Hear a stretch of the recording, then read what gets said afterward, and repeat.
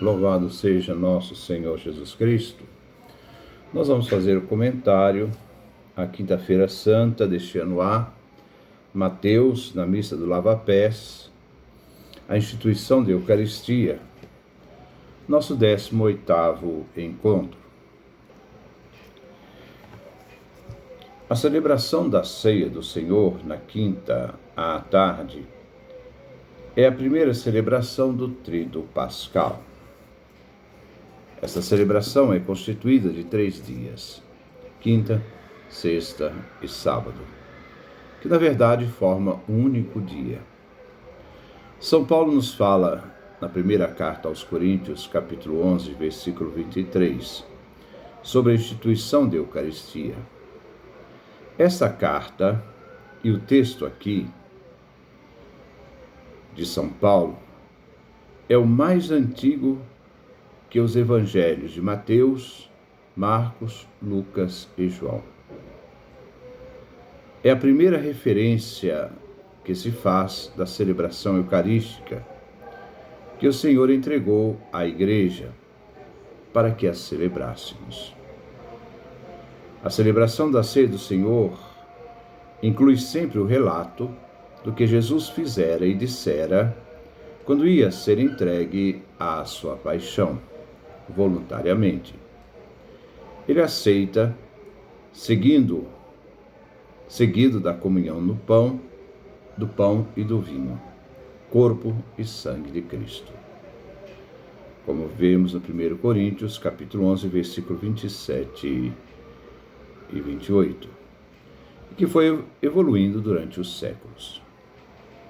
A Eucaristia foi aos poucos sendo realizada e foi-se criando formulários, dando origem às orações eucarísticas. Vemos em Justino de Roma, Hipólito de Roma, também as constituições apostólicas, a evolução desses formulários da Eucaristia. Na Igreja Romana Latina, a partir do século IV, formou-se o cânone romano, que o Vaticano II reconheceu em várias orações eucarísticas. A celebração eucarística da Quinta-feira Santa nada difere da Eucaristia celebrada em cada missa, mas tem o objetivo de recordar o que o Senhor Jesus fez na última ceia com seus discípulos e que hoje participamos ativamente neste mistério. O que Jesus fez no dia é renovado em nós hoje por obra do Espírito Santo. E este dia é sempre atual, novo, embora se repita indefinitivamente, até a chegada plena do Reino, onde teremos a Eucaristia eterna. Em cada Eucaristia acontece para nós, aqui e agora, a salvação de Deus, realizada desde o princípio. Neste domingo da Eucaristia, o Evangelho é tirado de João e nos lembra o lava-pés. Jesus se nos dá, revelando que Ele é o Senhor que lavou os nossos pés, nos ensinando a levar os pés uns dos outros. E assim, possamos se unir até dar a vida pelos irmãos, como Jesus fez na cruz. A antífona de entrada é tirada da carta de São Paulo aos Gálatas, capítulo 6, versículo 14. A cruz de nosso Senhor Jesus Cristo deve ser a nossa glória. Nele está a nossa vida e ressurreição. Foi Ele que nos salvou e libertou. A citação não é literal. O texto diz: quanto a mim, Deus me livre de gloriar-me, a não ser da cruz de nosso Senhor Jesus Cristo, porque o mundo está crucificado para mim e eu para o mundo. Com esta disposição espiritual é que nos reunimos. Nós, o que Paulo afirma, somos o Israel de Deus. Gálatas capítulo 6, versículo 16. Centrados no mistério da morte de Cristo na cruz. Pois só Ele é nossa vida e ressurreição. Só Ele nos salvou e libertou. A primeira leitura é tirada do livro do Êxodo, capítulo 12, do versículo 1 a 8, do versículo 11 ao 14. E nos relata a Páscoa judaica, o Israel da carne, que tem uma nova perspectiva e sentido da Páscoa do Israel de Deus, os cristãos, o Israel da fé. Os judeus celebravam a saída da escravidão do Egito, quando o anjo da morte passa eliminando os primogênitos do Egito, preparando a saída do povo de Israel, sua caminhada para a terra prometida, passando pelo deserto durante 40 anos. O Cordeiro Pascal foi imolado, que para nós cristãos, o Cordeiro imolado que tira o pecado do mundo, que nos liberta da escravidão do pecado e da morte, é Jesus Cristo, cujo sangue, ali na Páscoa judaica, ungiu os marcos e travessas das portas dos judeus no Egito para poupá-los da morte. Que para nós cristãos é o sangue de Jesus que unge o madeiro da cruz, que nos liberta da morte. E assim, o sangue liberta o povo judaico da morte, preparando o povo para a saída da escravidão. Para nós cristãos, nos faz sair da morte para a vida. Da fé cristã, nós vivemos esta festa da Páscoa celebrada, centrada no sacrifício de Cristo na cruz e na sua ressurreição. Sua vida, a nossa Páscoa, não é a Páscoa judaica. Assim, na primeira leitura, fazemos esta analogia entre a Páscoa judaica e a Páscoa cristã. O salmo responsorial é o Salmo 115 e 116. É um salmo do pós-exílio da Babilônia. O refrão: o cálice por nós abençoado é a nossa comunhão com o sangue do Senhor. Este refrão é tirado da primeira carta aos Coríntios, capítulo 10, versículo 16. A primeira estrofe vem dos versículos 12 e 13. É uma promessa de ação de graças. A gratidão pela salvação divina exprime-se em preces, acompanhada com gestos rituais na liturgia, em ação de graças. Elevar o cálice da salvação é um gesto de agradecimento pela salvação que foi realizada por Deus. Aqui a comunidade cristã em ação de graças se reúne para a Eucaristia, reconhecendo todo o bem de salvação que o Pai Eterno realizou por meio do seu Filho. Ao elevar o cálice da salvação, reconhecemos na Eucaristia a oferta de Cristo na cruz, antecipada na ceia pascal de Jesus, a Eucaristia. Quando Jesus toma o cálice, o eleva e diz: este é o sangue da aliança que nos liberta e salva. Nós vemos também a segunda estrofe, versículo 15 e 16. É o relato da salvação de Deus, que olha com apreensão a morte de seus fiéis, pois vem privado de seu louvor por aqueles que morrem. Deus é aquele que priva seus fiéis da morte prematura, querendo agraciá-los com a salvação divina, que para nós cristãos, os grilhões da morte são quebrados com a redenção realizada por Cristo, e nos dá Ele a vida eterna. A terceira estrofe, versículos 17 e 18. É a promessa do salmista de ação de graças. Aquele que veio agraciado com os dons da libertação divina, expressa por meio de um sacrifício consagrado a Deus, sobre seu altar. Esta promessa vem realizada no meio de toda a comunidade de fé reunida. Para nós cristãos, isso acontece na ação de graças litúrgicas, celebrada junto à comunidade de fé, onde a Eucaristia vem oferecida e agradecemos a salvação realizada por Deus Pai através do seu Filho imolado na cruz. A segunda leitura é tirada da primeira carta de São Paulo aos Coríntios, capítulo 11, versículo 23 ao versículo 26. É o relato mais antigo da Igreja sobre a Eucaristia. Paulo refere aquilo que foi recebido e transmitido à Igreja. Ele se refere à Eucaristia. Ele recebeu do próprio Cristo, isto é, da Igreja, que é seu corpo, inseparado da cabeça, Cristo. E ele então entrega aos coríntios essa tradição. Paulo refere não a um teatro que deva ser representado, mas a uma realidade que nos faz participar do mistério da ceia eucarística. Paulo refere a Jesus que tomou pão, deu graças, a palavra da graça significa eucaristel, dá graças, eucaristia, e o partiu dizendo: isto é meu corpo. Jesus, ao tomar o pão, diz: isto sou eu. Jesus toma o pão e diz: sou eu, este pão. Sou eu, afirma Jesus, que é dado por vós, em favor de vós. Jesus ainda não havia morrido na cruz. Ele ainda não havia dado seu corpo na cruz, sua vida na cruz. Aqui, o que acontecerá na cruz vem antecipado na ceia.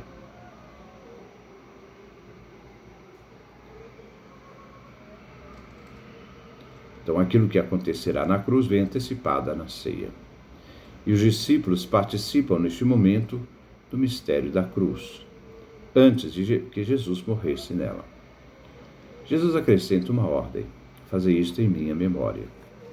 Os discípulos apóstolos que participam daquela ceia devem fazer a mesma coisa que Jesus fez, os mesmos gestos, depois da sua ressurreição. Do mesmo modo que ele fez com o pão, depois da ceia pascal, Jesus também tomou o cálice e disse: este cálice é a nova aliança no meu sangue. Aqui duas coisas. Primeiro, a aliança antiga, que foi selada com sangue de animais, e deu autoridade e valor a esta aliança. A nova aliança, selada agora pelo sangue de Jesus derramado na cruz, que vem antecipado no final da ceia. Este é o sangue da nova aliança. Jesus completa: todas as vezes que dele beberdes, isto é, do cálice, devemos fazer em memória de Jesus. E acrescenta: Jesus em São Paulo: todas as vezes, de fato, que comerdes deste pão, beberdes deste cálice, estareis proclamando a morte do Senhor, isto é, não é um fato passado. Ao beber e comer do pão e do cálice sangue, nós proclamamos a morte do Senhor, que morreu na cruz, que vem atualizado em cada momento que se celebra a Eucaristia. Neste momento estaremos proclamando a morte do Senhor, e não proclamando o passado. Continuamos proclamando a morte do Senhor até que ele venha, o fim da história. Isto é, entre a morte do Senhor até que ele venha, devemos celebrar a Eucaristia, pois estamos em cada celebração proclamando, anunciando a morte até que o reino se consuma. Eucaristia não é símbolo. Símbolo não salva. Eucaristia não é teatro, uma representação. Uma representação, teatro não salva. Eucaristia é participar plenamente do corpo e do sangue real de Jesus. Se não fosse assim, Paulo não teria dito: o cálice da bênção que abençoamos não é a comunhão com o sangue de Cristo. Ele não diz nem no passado, nem no futuro, mas uma realidade presente. O cálice da bênção que abençoamos é a comunhão com o sangue de Cristo. Isto é, o cálice da bênção abençoado não é representação, não é teatro. Mas a comunhão com o sangue de Cristo não é símbolo, mas é real. O pão que partimos não é a comunhão com o corpo de Cristo, isto é, não representa, de fato, uma comunhão com o corpo real de Cristo. 1 Coríntios, capítulo 10, versículo 16. Paulo continua a Eucaristia dizendo que ela forma a unidade inseparável da Igreja com Cristo, isto é, o corpo se une à sua cabeça e forma um único corpo, o corpo de Cristo, sua Igreja, numa unidade inseparável. A Eucaristia faz a unidade da Igreja. O Evangelho é tirado de São João, capítulo 13, do versículo 1 a 15. Quero ficar só com alguns detalhes. Primeiro, capítulo 3, do versículo de 1 a 3. Jesus tem consciência de que chegou a sua hora. Qual? A de passar deste mundo ao Pai. Aquele que estava junto do Pai. A palavra que se fez carne no seio da Virgem Maria e habitou entre nós. É aquele que veio do Pai, pois foi o Pai que o enviou para realizar a obra do Pai. Agora Jesus, o Filho, retorna ao Pai. A hora da cruz e a ascensão. Jesus, tendo amado os seus que estavam no mundo, amou-os até o fim. Amou os seus. Aqueles que são de Jesus são do Pai. E o Pai os confiou e entregou ao seu Filho. Como vemos no João capítulo 17, versículo 9, versículo 20, versículo 26, etc. Amou-os até o fim, isto é, até a entrega final na cruz. Jesus, sabendo que o Pai tinha colocado tudo em suas mãos e que de Deus Pai tinha saído, vou repetir. Jesus, sabendo que o Pai tinha colocado tudo em suas mãos e que de Deus Pai tinha saído, quando se fez carne na Virgem Maria, e para Deus voltava, através da sua morte e ascensão, Jesus realizou o lava-pés. Segundo detalhe. Jesus levantou-se da mesa, tirou o manto. O manto pertence a Jesus. Pegou uma toalha, amarrou-a na cintura, derramou água na bacia e começou a lavar os pés dos discípulos, enxugando-os com a toalha que estava cingido. O detalhe está na toalha. Mais adiante diz, depois de lavar os pés dos discípulos, Jesus vestiu o manto, sentou-se de novo. João capítulo 13, versículo 12. Não se fala da toalha que Jesus havia se cingido. A toalha é símbolo do serviço. Jesus continua